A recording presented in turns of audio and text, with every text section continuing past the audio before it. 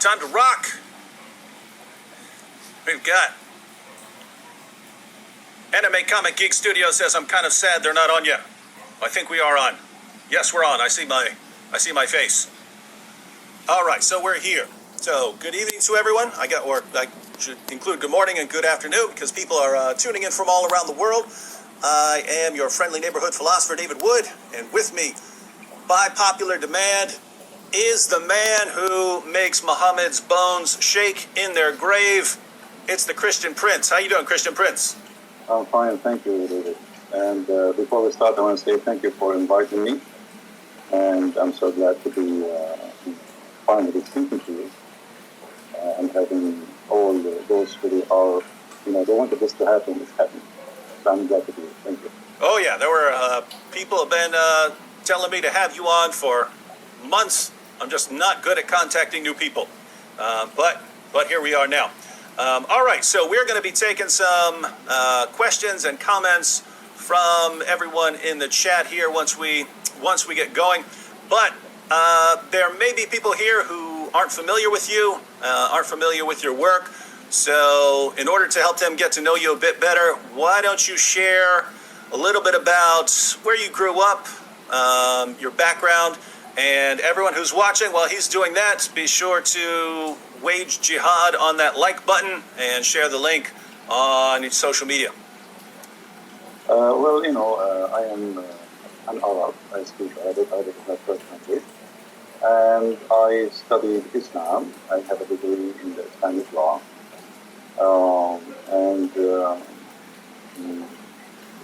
My study is not the reason really I know. The reason I know is because I study hard, so I can answer questions.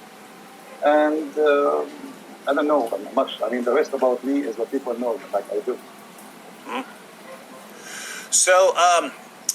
So you have a degree, you said, in Islamic law? Yes. Why on earth would a Christian want to get a degree in Islamic law? When I was very young, like always, if you go to church, nobody wants to talk about Islam. You speak to your friends, nobody wants to talk about Islam.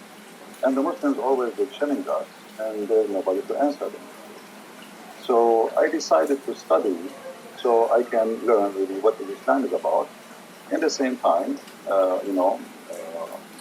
I can take a stand for my belief, and that's what I did exactly, which is actually against the will of my family, because they wanted me to study something useful, not something stupid. Because for them they are Christians, and studying Islam is the waste of time.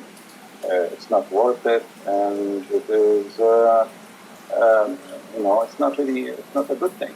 And I agree with them, But always good things can happen from bad things. All right. Well, I wanted to ask you a couple questions about your approach. The kind of two issues here. I hear from Christians. I hear from Christians all the time. And guys, those who are asking to adjust the bass and stuff like that. No, there's not. We've started. I can adjust the volume. That's about all we can do here. So just got to live with it. Any changes have to make at a different time. Christian Prince, I hear from Christians all the time, and you're a perfect person to answer since you're the Christian Prince. I hear from Christians who say that when you're interacting with Muslims, you shouldn't criticize Muhammad or the Quran. This is just going to drive Muslims away. They're not going to listen to anything you say. And so you just focus on sharing the gospel with them, just present Jesus. Don't criticize their position or they're never going to listen to you. That's obviously not your approach, so what do you think of that? Me, I'm a Middle Eastern, so I understand the nature of the Middle East. And the nature of people there is totally different from what people think. And maybe what you are saying can be, valid for those who they are American, who they are born in America. But Arab, Middle Eastern, Muslim, if you are too much nice, they think you are weak. They play the game of intimidation. It's not really about the way you approach them You see, even the Quran says that Allah, He needs us to be humiliated. So when a Muslim, he speaks to you and you are so kind, to the point you don't even, you won't, like when people they say, why you are rude. I'm not rude, I'm just being truthful as it is.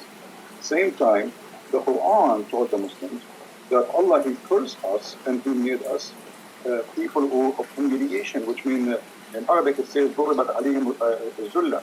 If you go to chapter 3, verse 12, 112, it says that Allah, He made us people who they are nice to humiliate us, not because we are nice. So the Muslims, they have different understanding for your kindness. Maybe you are trying to be kind because you are a Christian, but for a Muslim, you make him believe that Allah is saying the truth in chapter 3, verse 112, because He cursed us and He made us nice to be humiliated. So I am not nice with somebody who don't believe in being nice. And if somebody saying to me all kind of things, why I cannot say all kind of things to him too? And why I have to speak in a way some people want me to speak in? This is the way it should be. You know, even the Lord, the Messiah, He said, either yea, yea, or nay, nay, be truthful. So, you know, no political correctness. The Messiah Himself, He was not politically correct, and He spoke to the Jews in many ways, and many of them, they are harsh. So being harsh, not because I hate the Muslims, I never hate the Muslims, but being harsh because the religion, the topic is harsh itself, and the nature of this religion is harsh too.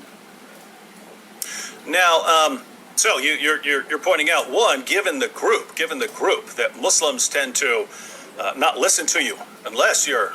So, in other words, it's kind of the opposite of what many Western Christians think, right? They somehow have come to conclude that if you're aggressive with Muslims, Muslims aren't going to listen to you. You're saying it's actually the opposite. If you don't have an aggressive approach, they're not going to listen to you. You see, in the Middle East, the one who shouts louder is the one who his voice is heard. So I know where I'm coming from. I know the culture. I know the nature.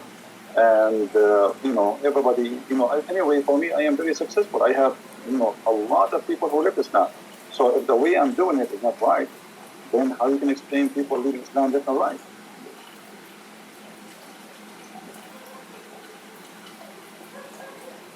So obviously it's working, it's good, and I don't insult people. I just say things as it is. I mean, your prophet is a false prophet. What's wrong with that? I mean, what I should say? I should say to him, your prophet is a good prophet when he's not. So I approach in a way which is go straight to the point.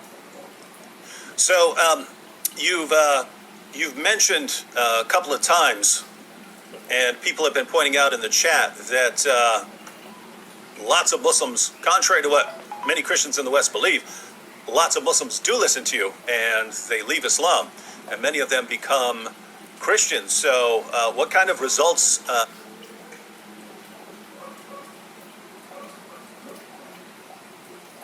have you seen over the years?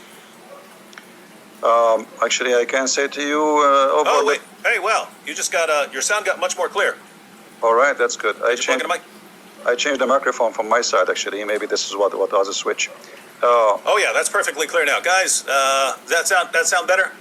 Yeah, there were people, perfectly clear now. All right. All right. You see, I have in the last few months, I don't know how many, I cannot even count how many people left Islam. And, you know, I don't change the way I talk. This is the way I talk. This is the way even when I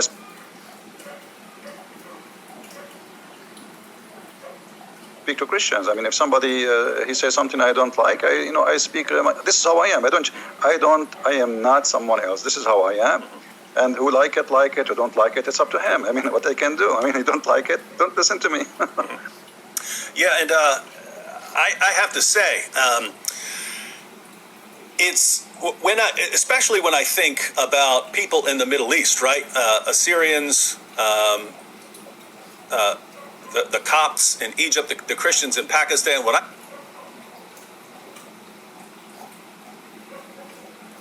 I think what they have gone through historically due to Islam, if the biggest criticism you can say is, guys, you're being too harsh when you're criticizing this ideology that has been oppressing your people for centuries, that's kind of a, as someone who lives in America, I just don't think it's my place to tell people who come from that sort of background how they should be talking about Islam.